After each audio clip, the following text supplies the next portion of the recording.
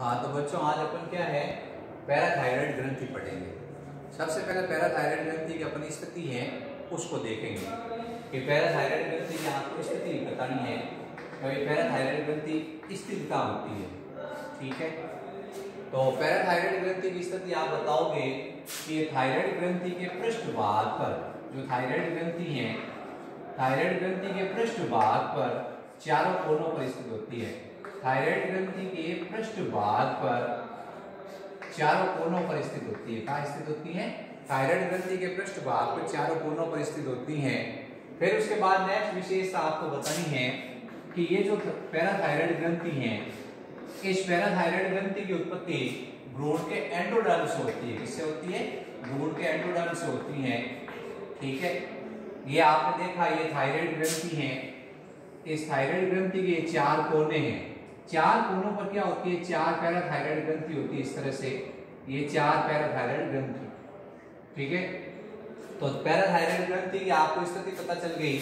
ये थायराइड ग्रंथि है और थायराइड ग्रंथि के पृष्ठभाग में स्थित होती हैं चारों कोनों पर। फिर उसके बाद इसकी उत्पत्ति भ्रूण के एंडोडर्म से होती है।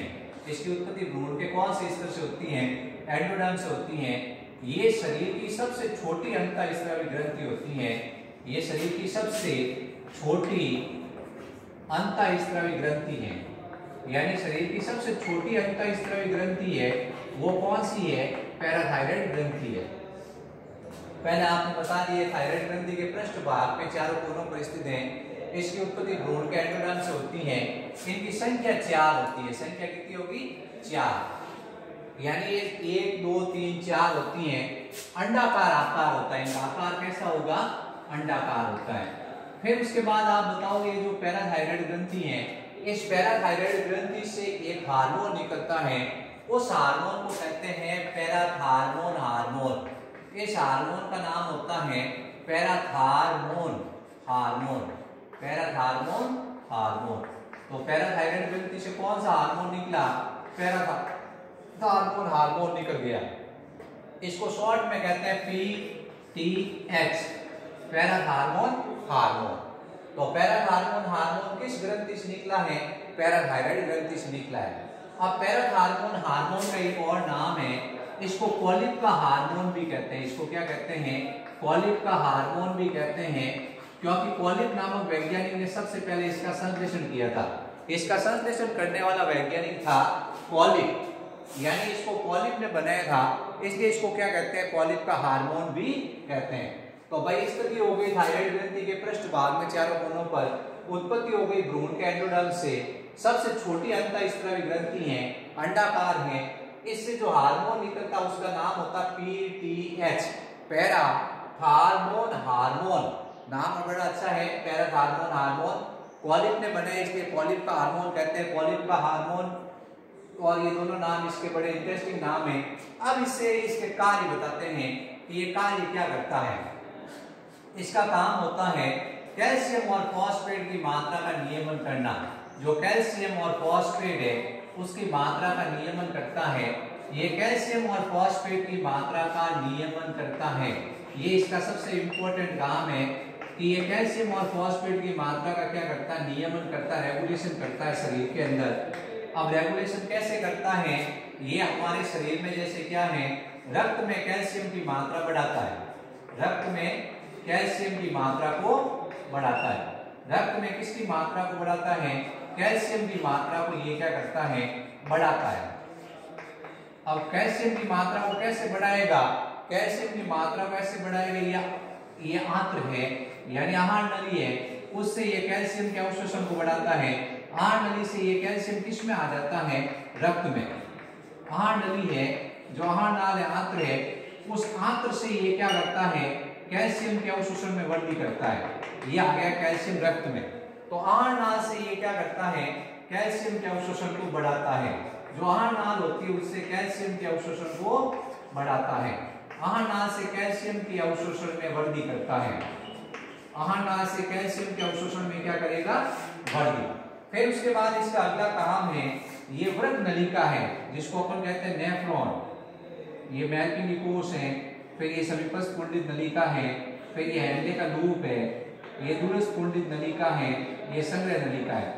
तो ये क्या करता है, कैल्शियम के पुनः अवशोषण में वृद्धि करता है। इसके चारों तरफ रक्त है तो ये रक्त में कैल्शियम को भेज देगा, यानी ये कैल्शियम वृक्क नलिका जिसको नेफ्रॉन कहते हैं, वृक्क नलिका जिसको अपन किस नाम से जानते हैं, नेफ्रॉन।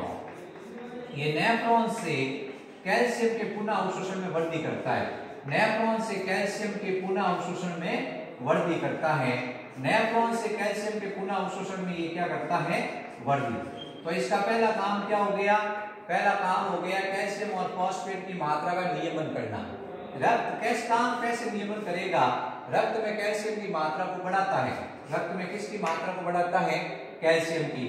आहार नली है उससे भी कैल्शियम के अवशोषण को बढ़ाता है। वृक्क नलिका से कैल्शियम के अवशोषण को बढ़ाता है। तो अब वृक्क नलिका से जो कैल्शियम है वो सारा का सारा किस में आ जाता है, सारा का सारा खून में आ जाता है वापस। तो ये वृक्क नलिका से कैल्शियम के पुनः अवशोषण में वृद्धि करेगा। आहार नली है उससे कैल्शियम के पुनः अवशोषण में वृद्धि करेगा, यानी जो हम खाना खाते हैं उस खाने में जितना भी कैल्शियम है सारा रक्त में आ जाता है। इसी तरह से हमारे शरीर में ये क्या वृक्क नलिका है, मूत्र के साथ जो कैल्शियम निकलता है उसको भी वापस वो खून में भेज देता है। तो ये कैल्शियम के अवशोषण में वृद्धि करता है। इसके अलावा ये फॉस्फेट के उत्सर्जन में वृद्धि करता है। जो फॉस्फेट है उसके उत्सर्जन में ये वृद्धि करता है। तो फॉस्फेट के उत्सर्जन में ये क्या करेगा, वृद्धि। ठीक है, तो सबसे पहला काम हो गया कैल्शियम और फॉस्फेट की मात्रा का नियमन करना। रक्त में कैल्शियम की मात्रा को बढ़ाता है। आहार नली से कैल्शियम के अवशोषण में वृद्धि करता है। वर्ग नलिका से कैल्शियम के पुनः अवशोषण में वृद्धि करता है। इस तरह ये क्या करता है। इसके अलावा ये विटामिन डी के साथ मिलकर हड्डियां मजबूत बनाता है। विटामिन डी के साथ मिलकर क्या करता है, हड्डियों को मजबूत बनाने का काम करता है। हड्डियों को मजबूत, अब यह सवाल आता है ऐसा कौन सा विटामिन है जो धूप में बनता है। तो विटामिन डी को सन का विटामिन कहते हैं, ये त्वचा बनाती है। इसका काम ये हड्डियां मजबूत करना। कैल्शियम है उसकी मात्रा को हड्डियों में नियमित करना। तो ये विटामिन डी के साथ मिलकर हड्डियों को मजबूत बनाता है। इसके अलावा ये क्या करता है, कैल्शियम की सहायता से पेशी संकुचन में सहायता करेगा। यानी पेशी संकुचन में ये क्या करता है, सहायता करता है। जो पेशी संकुचन होता है उसमें ये सहायता करता है। कैल्शियम क्या करता है, रक्त के थक्के जमाने में भी सहायता करता है। रक्त का थक्का जमाना उसमें भी सहायता करता है। रक्त स्कंदन में तंत्रिका आवेग संचरण में भी सहायता करता है। तो ये पैरथ हार्मोन के इनडायरेक्ट कार्य हो गए। यानी कैल्शियम की मात्रा रेगुलेट होगी तो पेशी संकुचन होगा, रक्त का थक्का जम जाएगा और तंत्रिका आवेग का संचरण होगा। तो इस तरह से इस कैल्शियम पैरथ हार्मोन के कुछ कार्य होते हैं। ये कार्य इतने अच्छे हैं बच्चों, अपने को आराम से याद रह सकते हैं कि कैल्शियम और फॉस्फेट की मात्रा का नियमन करना, यानी रक्त में कैल्शियम की मात्रा को बढ़ाना। अब अपन ने दूध पिया, दूध था, उस दूध के अंदर क्या था, ये कैल्शियम था। ये हमारी आहार नली में आया और यहाँ से ये कैल्शियम किस में घुस गया, रक्त में। किस में प्रवेश हो गया, रक्त में। तो इस तरह ये कैल्शियम की मात्रा को क्या करता है, रक्त में बढ़ाता है। ये वृक्क नलिका है, वृक्क नलिका से भी कैल्शियम के पुनः अवशोषण में वृद्धि करता है।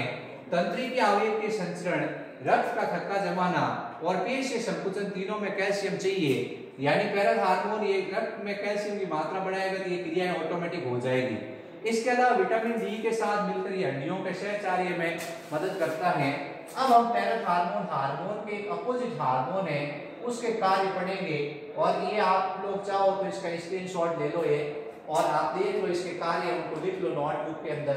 ठीक है बच्चों, अब मैं नेक्स्ट इसके बाद में इसका कार्य बताऊंगा, इसका अपोजिट कौन सा हार्मोन है।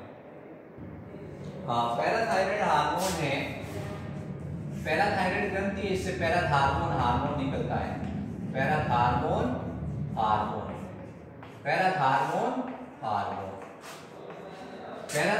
हार्मोन के अपन ने कार्य पढ़े थे, रक्त में कैल्शियम की मात्रा को बढ़ाना।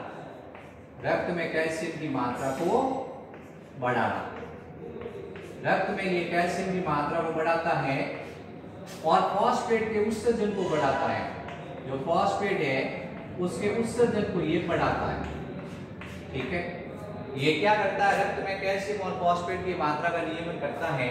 अब पैराथार्मोन हार्मोन का एक नाम अपन ने पढ़ा था, कॉलिक का हार्मोन।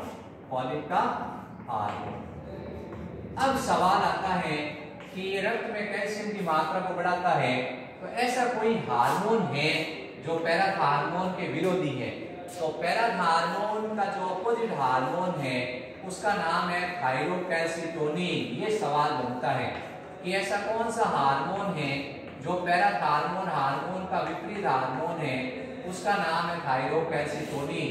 थायरोकैल्सिटोनिन हार्मोन एक ऐसा हार्मोन होता है जो पैराथार्मोन हार्मोन का विरोधी है। ये कैसे विरोधी है? ये रक्त में कैल्शियम की मात्रा को घटाता है। क्या करता है? घटाता है। यानी रक्त में ये कैल्शियम की मात्रा को क्या करेगा? घटाता है। ये अपने को ध्यान रखना है। यानी थायरोकैल्सिटोनिन किस ग्रंथि से निकलता है? ये निकलता है थायराइड ग्रंथि से। जो थायराइड ग्रंथि है उस ग्रंथि से निकलता है और रक्त में कैल्शियम की मात्रा को ये क्या करता है? घटाता है। तो दो सवाल बनते हैं इंपॉर्टेंट कि पैराथार्मोन हार्मोन है, पीटीएच है, उसका विरोधी हार्मोन कौन सा है? विरोधी मतलब जो उसका अपोजिट काम करता है उसका नाम है थायरोकैल्सिटोनिन। अब थायरोकैल्सिटोनिन कैसे अपोजिट है? ये तो रक्त में कैल्शियम की मात्रा को बढ़ाता है, लेकिन ये रक्त में कैल्शियम की मात्रा को घटाता है। ये किस ग्रंथि से निकलता है? थायराइड ग्रंथि से। तो ये छोटे छोटे सवाल अपने को ध्यान रखने हैं। पूछ लिया कि ऐसा कौन सा हार्मोन है जो थायरोकैल्सिटोनिन के विरोधी है? पैराथार्मोन। ऐसा कौन सा हार्मोन है जो पैराथार्मोन हार्मोन का विरोधी है? थायरोकैल्सिटोनिन। अब पैराथार्मोन हार्मोन की कमी से कौन सा रोग होता है और अधिकता से कौन सा रोग होता है?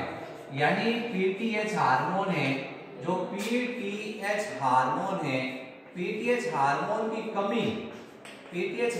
की कमी और अधिकता से कौन कौन से रोग होते हैं? पहले अपन देखते हैं, जब इस हार्मोन की कमी होगी तो रक्त में कैल्शियम की मात्रा कम हो जाती है।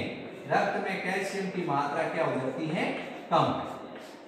रक्त में कैल्शियम की मात्रा कम हो जाती है। कैल्शियम में उसका अवशोषण कम होने के कारण, कैल्शियम का अवशोषण कम होने के कारण रक्त में कैल्शियम की मात्रा क्या हो जाती है? कम। ठीक है। अब अपन कहते हैं रक्त में कैल्शियम की मात्रा कम होगी तो पेशियों में संकुचन नहीं हो पाएगा। पेशियों में संकुचन नहीं हो पाएगा। अब पेशियों में संकुचन नहीं हो पाएगा, इसका मतलब पेशियों में क्या होगा? ऐंठन हो जाएगी। पेशियों में क्या हो जाएगी? ऐंठन हो जाएगी। यानी पेशियों में अंदर संकुचन नहीं होगा, पेशियों में ऐंठन उत्पन्न हो जाएगी। इसको एक बीमारी कहते हैं हाइपोकैल्सीमिया, हाइपोकैल्सीमिया टिटेनी। इस बीमारी का नाम है हाइपोकैल्सीमिया टिटेनी। ये सवाल बनता है कि इससे कौन सी बीमारी होती है? टिटेनी। कौन सी होती है? यानी कभी कभी अपने शरीर में बांटे आ जाते हैं, तो ये बांटे ये है, यानी पेशी अकड़ गई, पेशी ऐंठ गई, तो अपन कहते हैं रक्त में कैल्शियम की मात्रा को ये क्या करता है? कम। रक्त में ये कैल्शियम की मात्रा को क्या करता है? कम। रक्त में कैल्शियम की मात्रा कम करेगा तो कैल्शियम का अवशोषण कम हो रहा है, इसका मतलब रक्त में कैल्शियम की मात्रा कम हो गई। इस हार्मोन की कमी से रक्त में कैल्शियम मात्रा कम हो गई तो पेशी संकुचन हुई और कभी कभी एकदम हड्डियां, ये मांसपेशियां अकड़ के रह जाती हैं। इस बीमारी का नाम होता है हाइपो। हाइपो मतलब होता है कम होना। Calcaemia, calcaemia, hypocalcaemia tetani.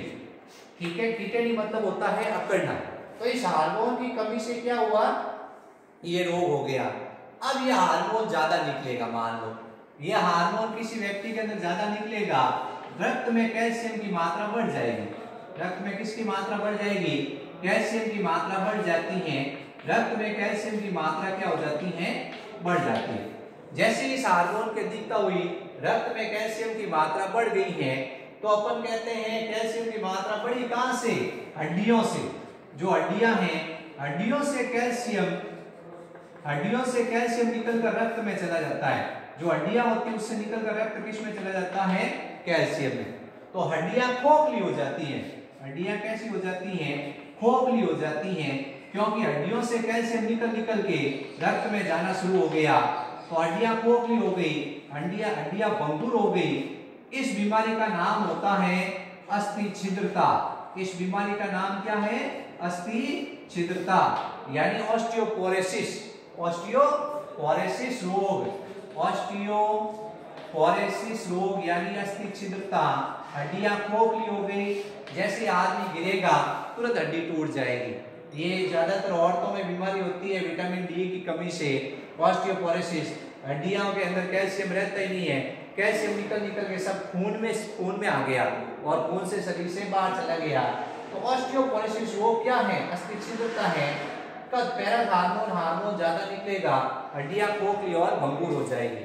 अब हड्डियों के अंदर जैसी हड्डी है, इस हड्डी के अंदर बड़े बड़े छेद हो जाएंगे, हड्डियों में बड़े बड़े छेद हो जाएंगे और इसमें तंतु में ऊतक बढ़ जाएगा। हड्डियों में बड़े बड़े छेद होंगे और इसमें ये तंतु में ऊतक बढ़ जाएगा, ये तंतु में ऊतक बढ़ जाएगा। ऐसे हड्डियों में बड़े बड़े छेद हो गए जब ज्यादा कैल्शियम निकला। अब इस बीमारी का नाम होता है संपुटीय तंतु में अस्थि विकृति। संपुटीय तंतु में अस्थि विकृति ये रोग हो जाता है, यानी कि संपुटीय तंतु में अस्थि विकृति ये रोग हो जाता है जब ज्यादा ये हार्मोन और अधिक निकलेगा। तो भाई अपने सबसे पहले पैरा हार्मोन, पहला सवाल यही बना कि पैरा हार्मोन का अपोजिट हार्मोन कौन सा है, थायरोकैल्सिटोनिन। एक नंबर का सवाल आ गया, पैरा हार्मोन का अपोजिट कौन सा है, थायरोकैल्सिटोनिन। कौन सी ग्रंथि से निकलता है, थायराइड ग्रंथि से। रक्त में किसकी मात्रा को घटाता है, कैल्शियम की। अब सवाल आता है ये पैरा हार्मोन की कमी से कौन सा रोग होगा और पैरा हार्मोन की अधिकता से कौन सा रोग होगा।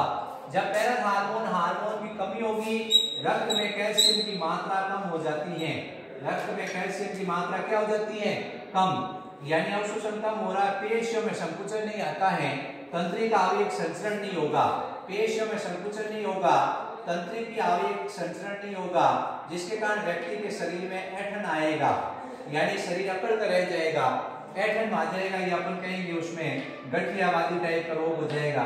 तो ये बीमारी हाइपोकैल्सीमिया टिटेनी रोग होता है। हाइपो मतलब होता है कम होना, हाइपो मतलब होता है कम और हाइपर मतलब होता है ज्यादा। कैल्सीमिया मतलब कैल्शियम कम होना और रोग का नाम हो गया टिटेनी। फिर यही हार्मोन ज्यादा निकलेगा तो रक्त में कैल्शियम की मात्रा बढ़ेगी, तो कैल्शियम कहां से आएगा, नेचुरल सी बात है, हड्डियां हैं, हड्डियों से निकल कर सारा कैल्शियम घुस रहा है खून के अंदर। हम कह रहे हैं अरे भाई ऐसे मत कर, तो इसमें मत जा, हड्डियां खोखली हो जाएगी, हड्डियों बिना हमारा शरीर क्या होगा, बहुत कमजोर हो जाएगा। तो अपन कहेंगे ये खोखली और भंगुर हो गई। इस रोग का नाम है अस्थि छिद्रता, ऑस्टियोपोरोसिस डिजीज है। तो कमी से कौन सा हुआ, हाइपोकैल्सीमिया टिटेनी, अधिकता से कौन सा हुआ, ऑस्टियोपोरोसिस। लेकिन ये फिर भी नहीं मानता है, ये कहता मैं और निकलता जाऊंगा, और निकलता जाएगा तो हड्डियों में बड़े बड़े छेद हो जाएंगे, छेद के अंदर ये ऊतक के अंदर तंतु बढ़ जाएंगे, सहजी तंतु बढ़ जाएंगे और अस्थि विकृत हो जाएगी, हड्डियां पूरी विकृत टेढ़ी-मेढ़ी हो जाएगी, यानी तंतु में संपूर्ण रोग हो जाएगा। ठीक है, तो आप मेरे चैनल को लाइक और सब्सक्राइब करें।